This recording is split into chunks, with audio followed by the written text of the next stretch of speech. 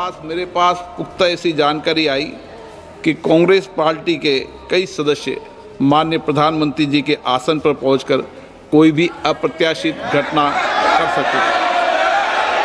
ये दृश्य मैंने सदन में देखा भी सही। राष्ट्रपति जी के अभिभाषण पर आभार व्यक्त करने के लिए This is not correct. Please take your seat. This is not correct. Please take your seat. No, no, no. Please take your seat. आप बैठिए प्लीज, आप बैठिए please. Prime minister is on his legs. Please आप बैठिए, please आप बैठिए।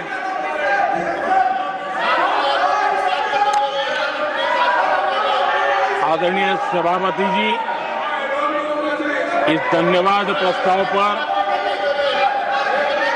समर्थन के लिए इस सदन में अपनी भावनाओं को व्यक्त करना मैं अपना सौभाग्य मानता हूं। आदरणीय सभापति जी, विकसित भारत की यात्रा में बीते वर्ष देश के तेज प्रगति से विकास के वर्ष रहे हैं।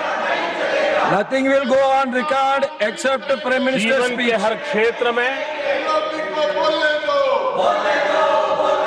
समाज के हर वर्ग को उनके जीवन में परिवर्तन का एक कालखंड रहा है।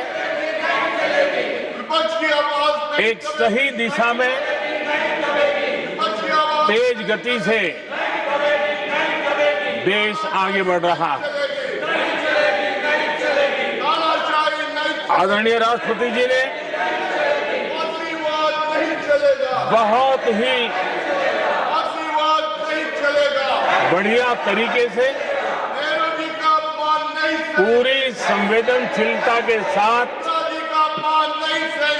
उन्होंने This is not correct. इस विषय को Sit to your seat. हम please. सबके सामने प्रस्तुत किया है। आदरणीय सभापति जी, मेरी एक प्रार्थना है, आदरणीय खड़गे जी की उम्र देखते हुए वो बैठ करके भी नारे बोल सकते हैं तो अच्छा होगा, ताकि उनको कष्ट न हो। पीछे नौजवान बहुत लोग हैं, तो खड़गे जी को No. आप बैठते बैठते भी When you are speaking, they are listening. You are नारे listening. बोलने की अनुमति दे दीजिए।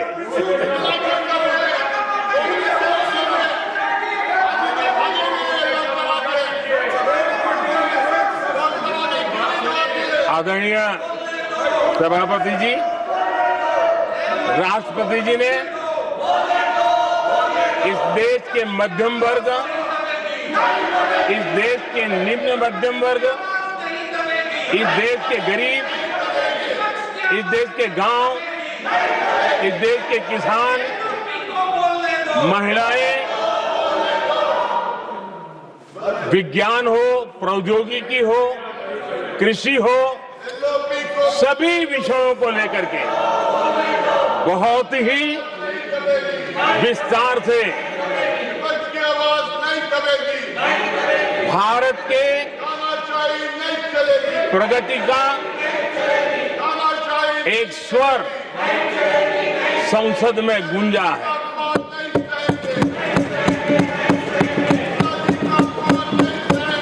देश के नौजवान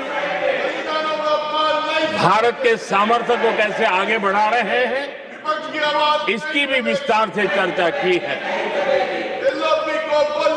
हर वर्ग के सामर्थ्य को उन्होंने शब्दांकित किया है। और इतना ही नहीं, आदरणीय राष्ट्रपति जी ने भारत के उज्जवल भविष्य के प्रति एक विश्वास व्यक्त किया है। ये अपने आप में हम सबके लिए प्रेरक है। आदरणीय सभापति जी, 21वीं सदी का प्रथम क्वार्टर पूरा हो चुका है, लेकिन ये दूसरा क्वार्टर जैसे पिछली शताब्दी में भारत की आजादी के जंग में दूसरा क्वार्टर बहुत ही निर्णायक बना था। मैं साफ साफ देख रहा हूं कि विकसित भारत के निर्माण की दिशा में ये दूसरा क्वार्टर भी उतना ही सामर्थ्यवान होने वाला है, उतना ही तेज गति से आगे बढ़ने वाला है। और इसलिए आदरणीय सभापति जी, राष्ट्र का हर व्यक्ति ये महसूस कर रहा है कि एक अहम पड़ाव पर हम पहुंच चुके हैं। अब न हमें रुकना है, न हमें पीछे मुड़ करके देखना है। I will not go against what you are doing. आगे ही आगे देखना Please, है, my dear. I am not going to let गति you से चलना now. है। You please, my dear. और लक्ष्य को प्राप्त करके ही हमें सांस लेनी है, उस दिशा में हम आगे बढ़ रहे हैं।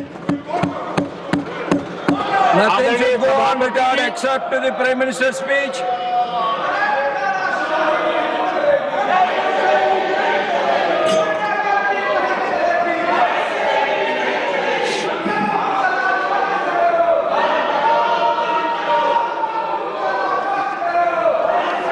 आदरणीय सभापति जी, वर्तमान में अगर हम देखें तो भारत के भाग्य के अनेक सुयोग एक साथ हमें नसीब हुए। ये अपने आप में बहुत ही उत्तम संयोग है, ऐसा मैं मानता हूं। सबसे बड़ी बात है, विश्व के समृद्ध से समृद्ध देश भी बुजुर्ग होते जा रहे हैं। वहां की आबादी उम्र के उस पड़ाव पर पहुंची है हम जिन्हें बुजुर्ग के रूप में जानते हैं। हमारा देश ऐसा है जो विकास की नई ऊंचाइयां छू रहा है। उसी समय दिनों दिन हमारा देश युवा होता जा रहा है, युवा आबादी वाला देश है। ये अपने आप में एक बहुत अच्छा सुयोग है। आदरणीय सभापति जी, दूसरी तरफ मैं देख रहा हूं जिस प्रकार से विश्व का भारत के प्रति आकर्षण बढ़ा है, और उसमें भी विश्व भारत की टैलेंट का महात्म्य समझ रहा है। हमारे पास आज दुनिया का बहुत ही महत्वपूर्ण टैलेंट पूल है, युवा टैलेंट पूल है, जिसके पास सपने भी हैं, संकल्प भी हैं, सामर्थ्य भी है। और इसलिए ये दूसरा सुयोग है। शक्ति का आशीर्वाद हमारे साथ है।